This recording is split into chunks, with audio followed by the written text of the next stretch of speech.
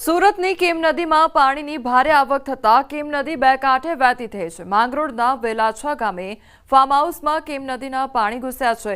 1 કલાકના સમયમાં ઘૂંટણસમા પાણી ફાર્મ હાઉસમાં ઘૂસ્યા છે અને દર વર્ષે ફાર્મ હાઉસમાં કેમ નદીના પાણી પ્રવેશે છે તો નદીના પાણી ફાર્મ હાઉસમાં પ્રવેશતા ફાર્મ હાઉસમાં લાખોનું નુકસાન થઈ રહ્યું છે। હાલ વરસાદે વિરામ લેતા થોડે અંશે રાહત પ્રાપ્ત થઈ છે। संवाददाता केतन अमारी साथे जोड़ाई गया है। केतन, सूरत में सतत वरसादने कारणे पाणी ठेर ठेर भराई रह्या छे, शुं अपडेट त्यानुं? जी कोमल, ચોક્કસથી વાત કરું તો સુરત જિલ્લાની અંદર જે પસાર થતી કીમ નદી જે ભરૂચ જિલ્લામાં ઉગમ સ્થાનથી નીકળી અને સુરત જિલ્લામાંથી પસાર થાય છે, હાંસોટ છૂટી જાય છે, પરંતુ ઉપરવાસમાં ભારે વરસાદને પગલે કીમ નદીની અંદર ભરપૂર માત્રામાં પૂર આવ્યું એવા ચોક્કસમાં દ્રશ્યો સામે આવવા પામ્યા છે। માંગરોળના વેલાછા ખાતે આવેલા ભૌતિક ને વૈભવ ફાર્મ હાઉસ છે, ફાર્મ હાઉસની અંદર પણ પાણી ભરાઈ જતા ફાર્મ હાઉસની અંદર રહેલી સામગ્રી લાખો રૂપિયાના મકાનના નુકસાનની તબાહીના દ્રશ્યો પણ સામે આવ્યા છે। સાથે સાથે જે ફાર્મ હાઉસ છે તબાહીના દ્રશ્યો આકાશી દ્રશ્યો પણ સામે આવવા પામ્યા છે। ખાસ કરીને આજે ભરૂચથી નીકળેલી ભરૂચ જિલ્લામાંથી નીકળેલી કીમ જે નદી છે સમગ્ર માંગરોળ તાલુકા તેમજ ઓલપાડ કીમ સહિતના વિસ્તારોને આ કીમ નદીનું પૂરનું પાણી ભારે માત્રામાં નુકસાન કર્યું એવું ચોક્કસપણેના દ્રશ્યો પણ સામે આવ્યા છે। જી કોમલ। જી કેતન, સમગ્ર માહિતી બદલ આપનો આભાર। સાબરકાંઠાના વિજયનગરમાં વિરામ બાદ ફરી એકવાર વરસાદી માહોલ જામ્યો છે। હવામાન વિભાગની આગાહી વચ્ચે વરસાદ વરસી રહ્યો છે। વિજયનગર સહિત ગ્રામ્ય વિસ્તારમાં વરસાદી માહોલ જામ્યો છે। તાલુકામાં કડાકા ભડાકા સાથે વરસાદને લઈ ખેડૂતો ચિંતિત બન્યા છે। પાકને નુકસાન થવાની ભીતિ પણ સેવાઈ રહી છે। વિજયનગરના લીલપુર, બાલેટા, પાલ, દડવાવ અને ચીઠોડા સહિતના ગામડાઓમાં વરસાદી માહોલ જામ્યો છે। વરસાદને લઈને નીચાણવાળા વિસ્તારમાં પાણી ભરાઈ ગયા છે। સ્થાનિકો અને વાહન ચાલકો હેરાન પરેશાન થઈ રહ્યા છે। પંચમહાલ જિલ્લાના પાનમ અને હડફ ડેમનો આકાશી નજારો સામે આવ્યો છે। હડફ અને પાનમ જળાશયમાંથી છોડવામાં આવતા અને સંગ્રહ થયેલા પાણીના મનમોહક દ્રશ્યો સામે આવ્યા છે। જળાશયની બંને બાજુ ધરતી માતાએ લીલી ચાદર ઓઢી લીધી હોય તેવું કુદરતી વાતાવરણ સોળે કળાએ ખીલી ઉઠ્યું છે। ડેમમાંથી પાણી છોડાયું હતું અને આ દરમિયાન ડ્રોન કેમેરામાં કંડારવામાં આવ્યા હતા નદી અને ડેમના દરવાજામાંથી છોડવામાં આવતા પાણીનો નજારો।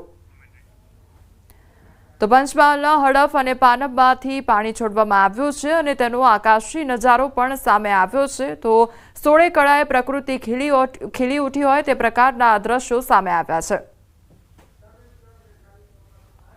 તો પાનમ અને હડફ ડેમના આકાશી દ્રશ્યો સામે આવ્યા છે। હવે વાત પંચમહાલની કરીએ તો પંચમહાલ કડાણા ડેમમાંથી પણ પાણી છોડવામાં આવ્યું અને પાણી છોડવામાં આવતા પંચમહાલ જિલ્લાના શહેરા તાલુકાના મહીસાગર નદી કાંઠાના ગામોના ખેતરોમાં પાણી ભરાઈ ગયા હતા। કડાણા ડેમમાંથી 3.5 લાખ ક્યુસેક અને પાનમ ડેમમાંથી 50,000 ક્યુસેક ઉપરાંત પાણી છોડાતા શહેરા તાલુકાના મહીસાગર નદી કિનારે આવેલા ગામોના ખેતરો બેટમાં ફેરવાયા હતા। હાલ પાણીનો પ્રવાહ ઓછો થતાં જ ખેતરોમાંથી પાણી ઓસર્યા છે।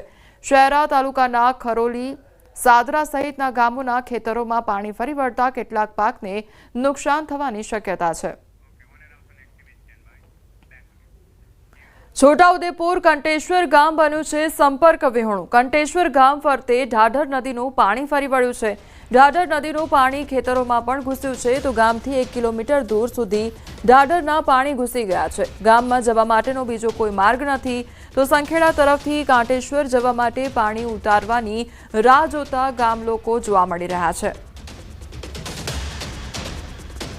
તો છોટાઉદેપુરના દ્રશ્યો સામે આવ્યા છે કે જ્યાં કંટેશ્વર ગામમાં ઠેર ઠેર પાણી ભરાઈ ગયું છે। તેના કારણે આખું ગામ સંપર્ક વિહોણું થઈ ગયું છે। તો બીજી તરફ પાણી નિકાલની વ્યવસ્થા કરવામાં આવે તેની રાહ ગ્રામજનો જોઈ રહ્યા છે કારણ કે સતત પાણી ભરાવને કારણે તે લોકોને હાલાકી વેઠવાનો વારો આવ્યો છે।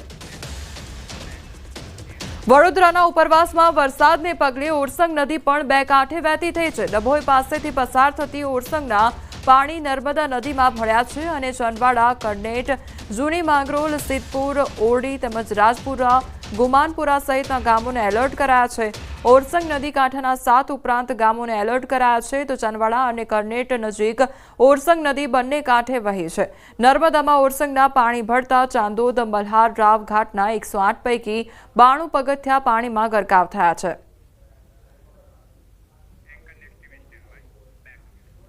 ડભોઈ ઢાઢર નદીમાં ઘોડાપૂરની પરિસ્થિતિ સર્જાઈ છે। ડભોઈ તાલુકાના ઢાઢર કાંઠાના 7 જેટલા ગામ પ્રભાવિત થયા છે।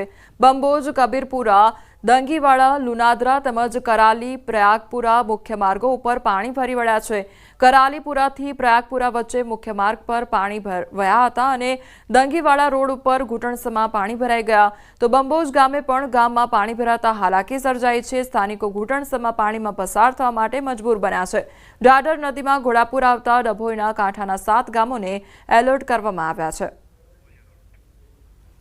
તો પ્રયાગપુરા વચ્ચેનો જે મુખ્ય માર્ગ છે તે પાણીમાં ગરકાવ થઈ ગયો છે, જેના કારણે જે આસપાસના 7 ગામો છે તે સંપર્ક વિહોણા થઈ ગયા છે। 7 ગામોના લોકોને એલર્ટ પણ કરવામાં આવ્યા છે। તો લોકોને હાલાકી વેઠવાનો વારો આવ્યો છે, કારણ કે સતત પાણી ભરાવની પરિસ્થિતિને કારણે લોકો હેરાન પરેશાન થઈ રહ્યા છે। આણંદની આંકલાવ પોલીસ સવાલોના ઘેરામાં આવી ગઈ છે। દુષ્કર્મ હત્યાના આરોપીને છાવરી રહી છે પોલીસ, તેને લઈને ઘણા સવાલો થઈ રહ્યા છે। લોકઅપમાંથી આરોપી નીકળ્યો ત્યારે સીધો ચાલ્યો।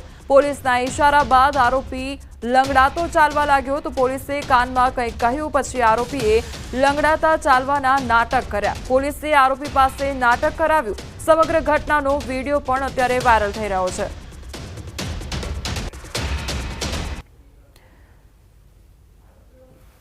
તો આણંદનો આ મામલો સામે આવ્યો છે કે જ્યાં એક તરફ જે આરોપી છે તેને લઈ જવામાં આવી રહ્યો હતો, ત્યારબાદ તે સીધો જ ચાલી રહ્યો હતો અને એકાએક પોલીસ કર્મચારી આવે છે અને તેમના દ્વારા કાનમાં તે આરોપીને કંઈક કહેવામાં આવે છે। ત્યારબાદ આરોપી લંગડાઈને ચાલતો હોય તે પ્રકારના દ્રશ્યો સામે આવ્યા છે અને તેને લઈને ઘણા સવાલો થઈ રહ્યા છે। પોલીસની કામગીરીને લઈને પણ અનેક સવાલ ઉદ્ભવી રહ્યા છે। મૈધરપુરા પોલીસ સ્ટેશન વિસ્તારમાં 7 થી 8 ગણેશ પંડાલોમાં ચોરીનો મામલો સામે આવ્યો છે। સુરત પોલીસ દ્વારા ગણતરીના કલાકોમાં આરોપીઓને ઝડપી પાડવામાં આવ્યા છે। ઉધના વિષ્ણુનગર સોસાયટી ગેટ નંબર 3 પાસે ધોળા દિવસે ગણેશ પંડાલમાં દાનપેટીની થઈ ચોરી તો સીસીટીવીમાં જોઈ શકાય છે કે 2 અજાણ્યા ગણેશ પંડાલમાં લાગેલો પડદો ઉચકીને ગણેશ પંડાલમાં જઈ કોઈ સામાન કોથળામાં નાખી ત્યાંથી ચાલતી પકડે છે। સમગ્ર ઘટના સીસીટીવી કેમેરામાં કેદ થઈ છે। સીસીટીવી ફૂટેજના આધારે ઉધના પોલીસે તપાસ પણ હાથ ધરી છે।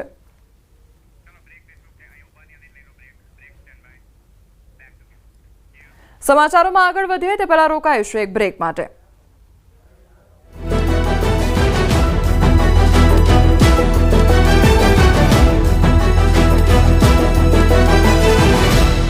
સર 6 જિલ્લાઓ 24 કલાક સાવધાન રહેજો। હવામાન વિભાગે 6 જિલ્લામાં આપ્યું પૂરનું એલર્ટ।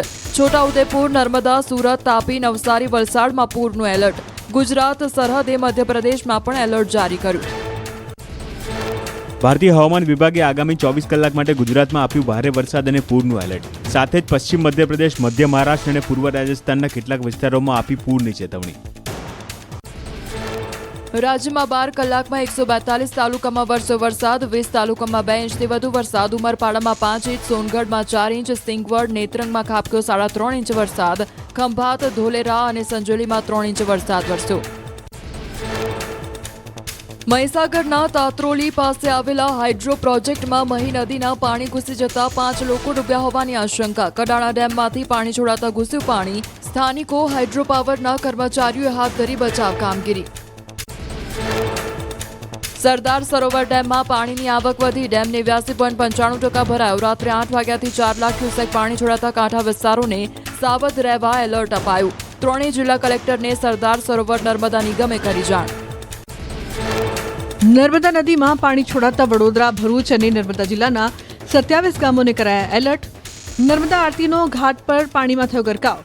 ચાણોદ પાસે આવેલો ઘાટ પાણીમાં ગરકાવ થતા તંત્ર એલર્ટ। સરદાર સરોવરમાંથી પાણી છોડાતા નર્મદા નદી 2 કાંઠે થઈ। એકતાનગર નજીક ગોરાઘાટ પાણી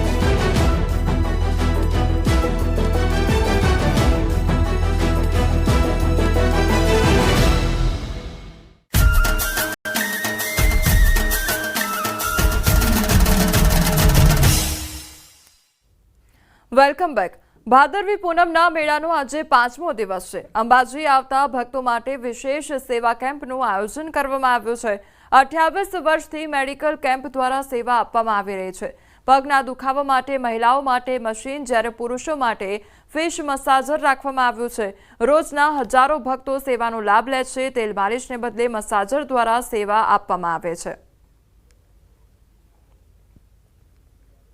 ભોજન અને ભજનનો અનોખો સંગમ એટલે અંબાજીનો મેળો. ભાદરવી પૂનમના મેળામાં ચાલતા જતા ભક્તોની અવિરત સંખ્યા સાથે ખાસ કરીને આ ભક્તોને અલગ અલગ સેવા પણ પૂરી પાડવામાં આવે છે. પગપાળા ચાલતા જતા જે લોકો છે તેમના પગ ન દુખે તે માટે અહીં માલિશ કરવામાં આવે છે, સાથે મસાજ પણ કરવામાં આવે છે. આપ જુઓ, એક તરફ તો તમામ મહિલાઓ છે તેઓ ખાસ કરીને બહેનોને મસાજ કરે છે અને બીજી તરફ પુરુષોને આ રીતે